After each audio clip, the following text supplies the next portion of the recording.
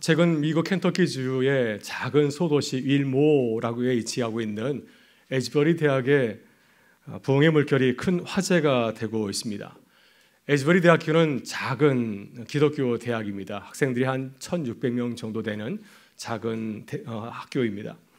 그런데 지난 8일, 그러니까 지난 2월 8일이죠. 2월 8일 수요일 오전 체포를 마친 후에 말씀을 들은 대학생 한 20여 명이 그 자리에 남아서 기도하는 가운데 성령의 강력한 임하심을 경험하게 되었습니다. 그들이 놀라서 친구들에게 하나님의 부흥이 있다, 친구들에게 알려주면서 부흥의 물길이 시작이 되었습니다. 하루 24시간 동안 계속해서 끊기지 아니하고 자발적인 예배가 지속되었는데 18일 동안 계속이 되었습니다. 찬양과 기도, 회개와 간증, 또 즉석에서 구제와 병고침, 축사 등 초자연적인 체험도 하였습니다. 이런 부흥의 그러한 역사가 인근 대학에도 옮겨가게 되었고요. 또 많은 지역에도 이러한 일들이 벌어지게 되었습니다. 사람들은 이 사건을 2023년 에즈버리 대부흥이라고, 에즈버리 부흥, 에즈버리 리바이벌이라고 부르고 있습니다. 미국 사회가 이 에즈버리 부흥을 보면서 깜짝 놀랐습니다. 왜냐하면 이 운동은 가장 탈종교 세대인 20대가 주축이 되었기 때문입니다. 이 소식이 처음 알려진 것은 학생들이 틱톡, 또 인스타그램에 라이브 영상을 올리면서 알려지게 되었습니다. 수많은 젊은이들이 이제 경건한 음악에 맞추어서 손을 들고 기도하며 찬양하는 모습이 굉장히 생경하였습니다. 놀라운 광경이었고요. 또 이 소식이 이제 사람들에게 전해지게 되자 많은 사람들이 이 모임에 참여하고자 오게 되었는데 미국 전역에서 또 세계 곳곳에서 많은 사람들이 모여들었습니다. 하루에 5만 내지 7만 되는 사람이 모여들었습니다. 예상치 못한 인파에 학교당은 깜짝 놀라서 안전을 위해서 지난 24일 집회의 중단을 발표하였습니다. 에즈버리 부흥 현장에 다녀온 황성주 목사님의 보고에 따르면 이번 집회는 매우 차분하고 절제적인 분위기에서 진행되었다고 합니다. 학교와 학생 기구는 유명한 사람들 또 이 찬양 전도자들을 부르지 않았고 모든 과정이 철저하게 학생들을 위해서 주도하게 하였습니다. 그렇게 한 이유가 있습니다. 이 사건은 사람의 계획이 아니라 하나님이 개입하신 결과라는 사실을 보여주기 위해서 그렇게 한 겁니다. 그래서 미디어의 직권을 허락하지 않았고 그리고 일체의 홍보 활동도 하지 않았습니다. 언론의 취재도 거부하였습니다. 학생들의 의견 또 그들의 경험과 생각에 따라서 모든 것이 진행되게 하였습니다. 이런 절제된 분위기 속에서 일어난 참 특별한 부흥 운동이었습니다. 그러나 이 부흥 운동은 득불처럼 갑자기 일어난 것처럼 보이지만 그러나 이 부흥을 준비한 예비한 자들이 있었습니다. 많은 사람이 있었겠지만 두 사람을 소개하고 있습니다. 한국 유학생 김하지 목사 그리고 말레이시아의 홍트레오 목사가 숨은 공로자라고 이야기를 합니다. 에즈버리 신학교에서 박사과정을 밟고 있는 김하지 목사는 이곳에 도착하자마자 새벽 기도를 시작하였습니다. 그리고 말레이시아에서 온 이 홍트레오 목사가 새벽 기도에 참여하면서 기도의 불이 붙게 되었고 그리고 에즈버리 부흥을 간절히 갈망하게 되었습니다. 특히 홍트레오 목사는 말레이시아에서 신학교 교수인데 교환학생으로 교환 교수로 오게 되었고요. 근데 이곳에 와서 다른 사역은 잠시 내려놓고 오로지 에즈버리 부흥을 위한 정보자로 부름을 받아 사역을 하였다고 합니다. 그는 에즈버리 대학에서 지내는 동안에 2년 동안 스스로 광고판을 만들어서 몸에 걸고 캠퍼스와 시내를 돌아다녔습니다. 이 공고판에는 이런 문구를 써놓았습니다. 윌모 깨어나는 부흥, 왕이신 예수님이 우리를 위해서 오고 계십니다. 부흥의 현장에 있었던 많은 사람들의 고백은 한결같이 압도적인 성령의 임재였습니다. 많은 참석자들이 성령의 기르심을 기대하였습니다. 코로나 이후에 많은 사람들이 어려운 삶을 살아가고 있는데 성령께서 우리 오시면 참 좋겠다 이런 갈망하는 마음에서 이 부흥 집회가 시작이 되었다고 하는 겁니다. 여러분 에즈버리 부흥은 멀리서 일어나는 거지만 오늘 우리에게도 기대하게 하지 않습니까? 성령의 임재와 역사를 사모하고 갈망하게 될 때 그곳에는 성령의 강력한 임재와 역사가 있는 줄 믿습니다. 여러분 에즈버리의 성령의 역사와 물길이 우리에게도 퍼져나가기를 간절히 소망합니다. 그래서 이 한국교회를 새롭게 변화시키고 우리 사회를 새롭게 하는 성령의 역사가 일어나기를 간절히 갈망하고 기도하는 또 사모하는 우리 교회와 성도들이 되실 수 있기를 주의 이름으로 축원합니다. 오늘 시간 우리도 말씀을 묵상하고 나누면서 성령의 은혜를 사모하기를 바랍니다. 우리는 사순절을 보내고 있습니다. 사순절은 어떤 절기인가요? 예수께서 우리 위해서 십자가에서 죽으시고 또 그리고 부활하신 그 사건을 묵상하는 여정이 아닙니까? 이 놀라운 여정을 우리가 참여하면서 날마다 주님이 주시는 기쁨과 감사가 누릴 수 있기를 바랍니다. 혹시 우리 안에 기쁨과 감사가 사라졌다고 한다면, 당연히 있어야 되는데 그것이 사라졌다고 한다면, 주님이 주시는 자유와 평안함이 우리 안에 남아있지 않다고 한다면 우리는 스스로 점검해야 됩니다. 문제가 있기 때문이 아니겠습니까? 내가 주님과 깊은 교제와 사귐을 갖고 있는지 자신의 모습을 한번 돌아보실 수 있기를 바랍니다. 우리는 인생을 살아가면서 때때로 목마름을 느낄 때가 있습니다. 불시에 이런 목마름이 찾아오기도 하고 또 이런 목마름에게 찾아오는 데 계속해서 연속적으로 진행되는 그런 경우도 있습니다. 중요한 사실은 무엇인가요? 이러한 목마름을 우리의 힘과 능력으로는 도저히 극복할 수 없다고 하는 것입니다. 그러나 우리는 세상의 방법으로, 세상의 지혜로 이러한 목마름을 이겨보자고 애쓸 때가 얼마나 많이 있습니까? 그러나 그럴수록 우리는 이 목마름부터 벗어나는 것이 아니라 더 심하게 고통을 당하는 것을 경험하지 않습니까? 여러분, 이 목마름을 해결할 길이 있습니다. 어린아이가 엄마 아빠를 자꾸 부르짖을 때 엄마 아빠가 그 모든 것을 다 해결해 주지 않습니까? 이와 같이 우리도 주님을 자꾸 부르짖으면 주 안에서 기쁨을 되찾고 회복할 수 있는 줄 믿습니다. 그래서 사순절을 보내면서 우리가 우리를 위해서 고난당하신 주님을 찾고 또 부르짖는 그런 귀한 시간이 될 수 있기를 간절히 소망합니다.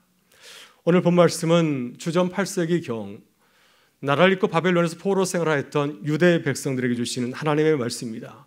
오늘 주님은 우리의 시선을 돌려서 이 페르시아 지역 바벨론에 살아가고 있는 유대 백성을 한번 바라보라고 말씀하십니다. 그들이 어떻게 살았을까요? 이국 땅 바벨론에서 어떻게 포로 생활을 했을까요? 그들은 유배지에서 철저하게 절망과 좌절감을 느꼈을 것입니다. 그들의 힘으로는 아무것도 할 수 없었고 또 자신의 사랑하는 고향 예루살렘에 돌아갈 수도 없었습니다. 얼마나 공허하고 목마름을 느꼈을까요? 사실 바벨론에서 실전 유배 생활한 유대 백성의 모습은 우리와는 전혀 다른 사람의 모습인 것 같지만 실상 그들의 모습이 또한 우리의 자상이기도 합니다. 왜냐하면 우리도 지난 3년간 코로나 가운데서 코로나를 갇혀서 유배 생활을 하지 않았습니까? 이제 무서운 코로나 팬데믹은 지나갔지만 우리의 삶은 그렇게 많이 달라지지 않았습니다. 여전히 어려운 삶 가운데 놓여 있지 않습니까? 오히려 무섭게 변하는 세상 가운데서 아무런 제대로 대지하지 못하는 우리의 모습을 바라보면서 한숨을 지을 때가 얼마나 많이 있습니까? 이것이 또한 우리도 하나님 앞에서 목마르고 호소하는 우리의 모습입니다. 어떻게 다시 기쁨과 감사를 누리며 살아갈 수 있을까요? 여러분, 이것은 사람들이 열심히 살아가는 이유가 아닌가요? 바벨론에서 열심히 유배 생활했던 유대 백성도 그렇습니다. 그들의 관심도 마찬가지로 우리가 비록 포로로 끌려와서 이곳을 살아가고 있지만 이곳 바벨론에서 우리도 멋지게 살아가길 원하였습니다. 기쁨과 감사를 누리며 살아가길 원하였습니다. 열심히 일하였습니다. 열심히 수고해서 돈을 벌어서 위로와 보상을 얻고 싶었고 또 예전처럼 기쁨을 누리며 살아가기 위해서 그들은 바벨론 우상을 찾아가 섬기기도 하였습니다. 그러나 그들은 참 만족을 누리지 못하였습니다. 이것이 안타까운 바벨론에서 유대 백성의 모습이고 또한 오늘 우리의 모습인 줄 믿습니다. 오늘 이사야 선지자는 바벨론 포로 생활 가운데 지치고 상한 백성들에게 말씀하고 있습니다. 어떻게 이들이 다시 하나님의 백성으로서 기쁨과 감사를 회복할 수 있을까? 이사야의 대답은 무엇입니까? 하나님께서 목말라는 우리에게 주시는 말씀은 무엇인가요? 참 감사하게도 아무런 대책이 없다고 한다면 얼마나 안타까운 일입니까? 그러나 분명한 것은 무엇이냐면 이 목마름을 해소할 수 있는 길이 있다고 하는 것입니다. 오늘 이사야 55장의 말씀은 인생의 목마름과 절망하는 하나님의 백성을 치유하는 주님의 말씀입니다. 어떻게 날마다 주님이 주시는 기쁨 감사를 누리며 살아갈 수 있을까요? 어떻게 날마다 주님과 동행하며 기쁨을 누릴 수 있겠습니까? 세상 가운데서 하나님과 함께 살아가는 그 기쁜 승리자의 모습을 많은 사람들에게 보여주며 증거할 수 있을까요? 우리가 가장 먼저 해야 될 일이 무엇이겠습니까? 우리가 가장 먼저 해야 될 일은 우리 영적인 모습을 진단하고 고백하는 것입니다. 우리의 모습을 솔직하게 인정하고 우리의 목마름을 주님 앞에 내어놓는 것. 우리의 문제를 인정하게 될 때 우리는 다시 기쁨과 감사를 누리는 삶으로 다시 시작하게 될 줄 믿습니다. 1절에서 이사야 선지자는 유대 백성의 영적인 상태를 한마디로 묘사하고 있습니다. 오히려 오라 너희 모든 목마른 자들아. 오라라는 말씀은 어떤 말씀입니까? 안타까운 상황을 바라보면서 탄식의 소리입니다. 이사야 선지자는 바벨론 유배지에서 소망을 잃고 살기 없는 그런 모습으로 살아가는 유대 백성을 바라보면서 탄식을 하고 있습니다. 왜 주의 백성들이 이렇게 되었을까? 예수님께서 광야에서 지친 무리를 바라보시면서 긍휼의 마음으로 안타까움을 호소한 것처럼 이사야 선지자도 안타까운 모습을 바라보면서 탄식하고 있습니다. 여러분, 하나님의 백성이 이렇게 기쁨을 잃어버린 이유가 무엇입니까? 이사야는 그들의 문제를 진단하면서 그들의 문제는 목마름 때문이라고 말씀하고 있습니다. 너희 모든 목마른 자들아. 목마름의 문제를 해결하지 못했기 때문에 그들이 기쁨과 감사를 잃어버리게 된 것이라고 하는 것입니다. 여러분, 왜 그들이 목마름을 느끼며 살아가고 있습니까? 왜 우리는 열심히 살아가면서 목마름을 느끼고 있나요? 2절에서 이사야는 그 이유를 분명히 말씀하고 있습니다. 그것은 돈이 없어서가 아닙니다. 그들이 가난해서가 아닙니다. 그것은 그들이 잘못된 것을 추구하며 살았기 때문입니다. 여러분도 열심히 살아가지 않습니까? 열심히 살았는데도 불구하고 왜 이렇게 기쁨 감사를 누리지 못할까요? 그래서 우리들이 엉뚱한 것을 바라보면서 추구하며 살아가기 때문에 참된 기쁨과 보람을 느끼지 못하는 것입니다. 2절에서 이사야 선지자는 이러한 인생을 바라보면서 엉뚱한 것을 바라보며 살아가는 인생을 향하여서 이렇게 책망합니다. 너희가 어찌하여 양식이 아닌 것을 위하여 은을 달아주며 배부르게 하지 못할 것을 위하여 수고하느냐. 이사야 선지자가 바벨론 포로 길을 살아가는 유대 백성을 바라보면서 탄식한 이유가 무엇일까요? 여전히 그들이 변하지 않았기 때문입니다. 여러분, 그들이 나라를 잃고 바벨론에서 포로 생활을 하게 된 이유가 무엇인가요? 그때 하나님을 앞에서 하나님을 잘 예배하지 아니하고 하나님의 말씀에 순종하지 않는 삶을 살아왔기 때문입니다. 하나님을 버리고 자기 뜻대로 자기의 생각대로 살아갔기 때문입니다. 그래서 포로 신세가 된 것입니다. 여러분, 이러한 경험을 했다고 한다면 이제는 깨닫고 돌아서야 되지 않을까요? 이제는 나를 의지하지 말고 하나님을 의지하고 신뢰하는 자가 되어야 됩니다. 그런데 그들은 여전히 돌아서지 못하고 여전히 옛 과거 가운데서 살아가기 때문에 기쁨을 누리지 못하는 인생으로 전락하게 된 것입니다. 여러분, 우리도 그렇습니다. 우리의 모습을 한번 돌아보시길 바랍니다. 왜 우리의 삶의 기쁨과 감사가 사라지게 되었을까요? 만일 기쁨과 감사가 사라졌다면 우리의 모습을 깨닫고 고백해야 됩니다. 우리의 모습으로, 우리의 힘과 능력으로는 도저히 우리의 목마름을 해결할 수 없구나. 이 사실을 깨닫고 주께로 돌아서게 될 때 우리가 다시 새롭게 기쁨을 회복하고 감사를 누리며 살아가는 삶이 될 줄 믿습니다. 여러분, 고 이어령 교수, 예전에 문화부 장관이었던 이어령 교수는 지난 2011년 신동아 2호로에서 이제 기자와 인터뷰를 하였습니다. 예수 만난 이후에 자신의 삶을 돌아보는, 소개하는 그러한 인터뷰를 하게 되었는데 자신의 모습을 이렇게 표현하였습니다. 이어령 교수는 자신을 무엇에 비유했냐면 북치는 장난감 곰에 비유하였습니다. 여러분 기억하시나요? 장난감 북을 치는 곰.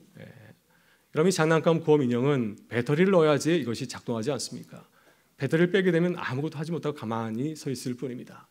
근데 이어령 교수는 자신을 자동 인형으로 생각했다고 하였습니다. 계속해서 북을 칠 수 있는, 내 힘을 가지고서 배터리가 없어도 나는 북을 칠 수 있는 그러한 자동 인형으로 생각했다고 하는 겁니다. 근데 예수를 믿고 나서 내가 장난감 인형이구나. 배터리를 빠지면 아무것도 할 수 없는 인형에 불과한 사실을 깨닫게 되었고, 또 내게 필요한 그 배터리는 바로 예수님이요 하나님이라는 사실을 깨닫게 되었다고 고백하였습니다. 이 사실을 깨달았기 때문에 스스로 무신론자로 자청하였던 그가 새롭게 주의 은혜를 누리며 살아가게 된 줄 믿습니다. 여러분, 그렇습니다. 내가 누구인지를 바로 알게 될 때 우리는 목마름의 문제를 해결할 수가 있습니다. 우리의 인생을 살아가면서 목마름을 느낄 때 내가 누구인지를 바로 알고 깨닫는 은혜가 우리 모두에게 함께 하실 수 있기를 주의 이름으로 축원합니다. 다음, 우리가 목마름의 원인을 깨달았다면 무엇을 해야 될까요? 우리는 하나님을 바라보면서 나와야 됩니다.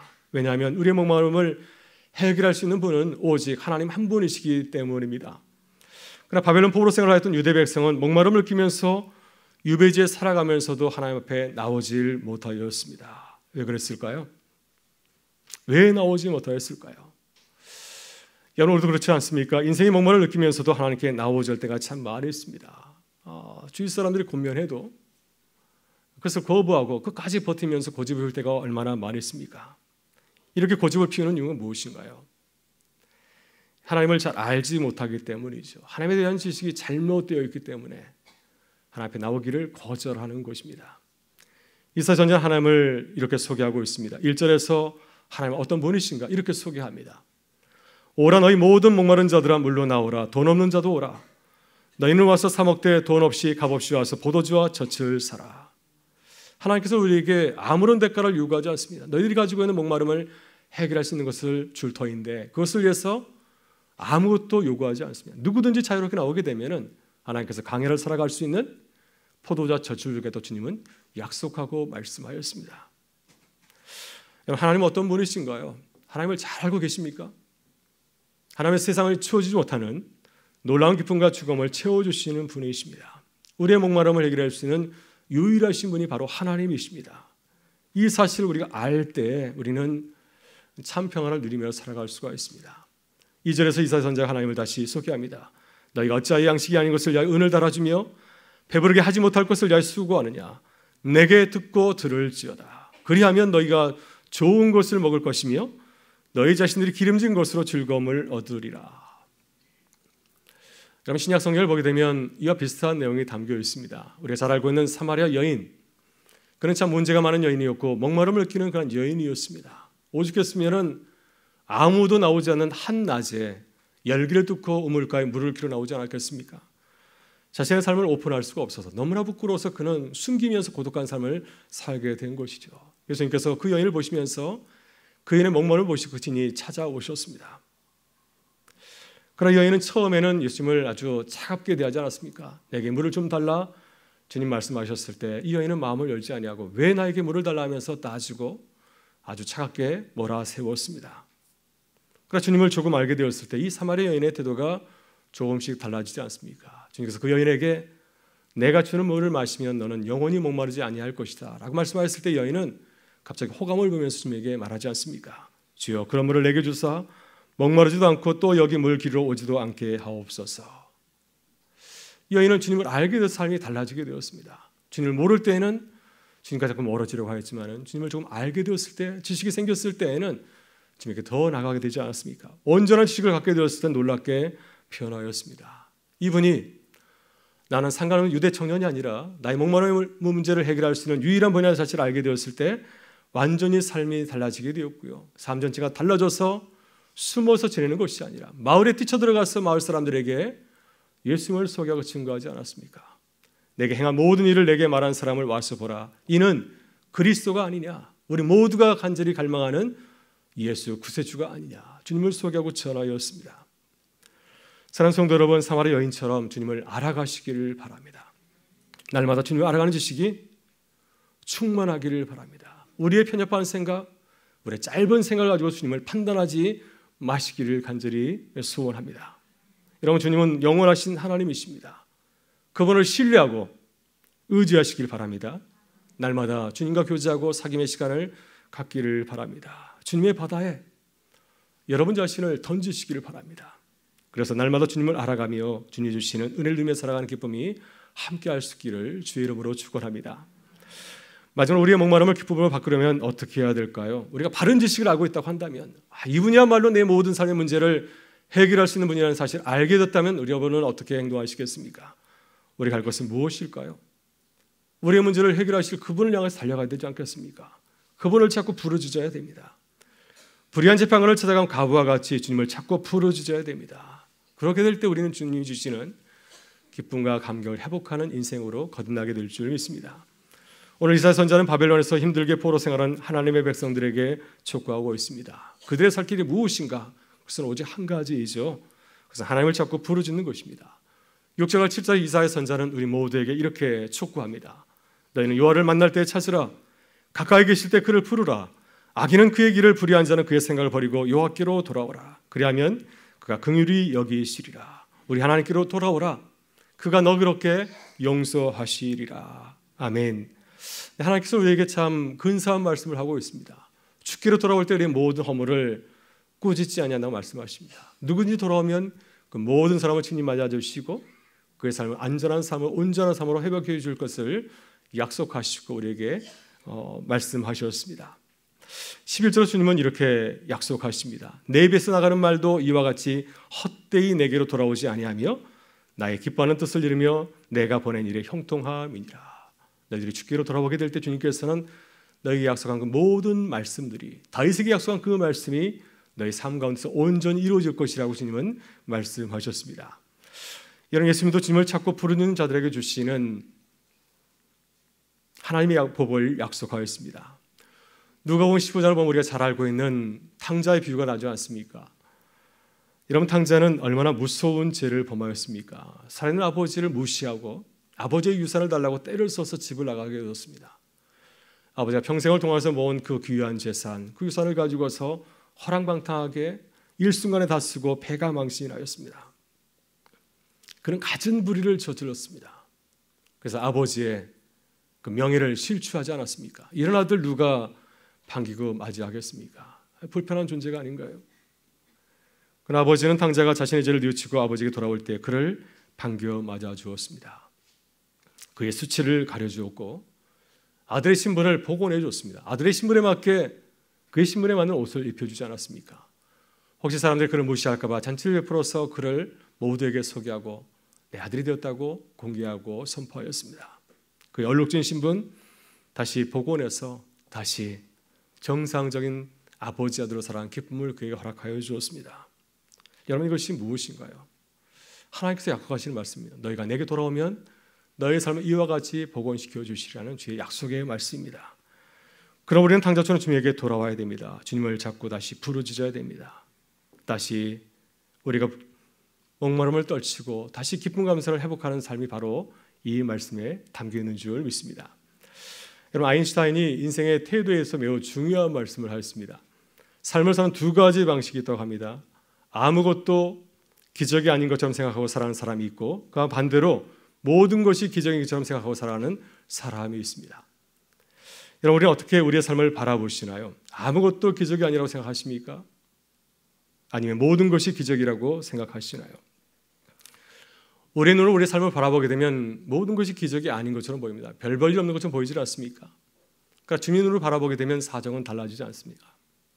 전능하신 하나님께서 우리와 함께 하신다고 한다면 우리의 삶은 날마다 기적은 모든 것이 기적인 줄 믿습니다. 주께서 함께 하신다고 한다면 주님께서 우리 모든 것을 놀라운 주님의 뜻을 이루는 기적으로 만들어 주실 줄 믿습니다.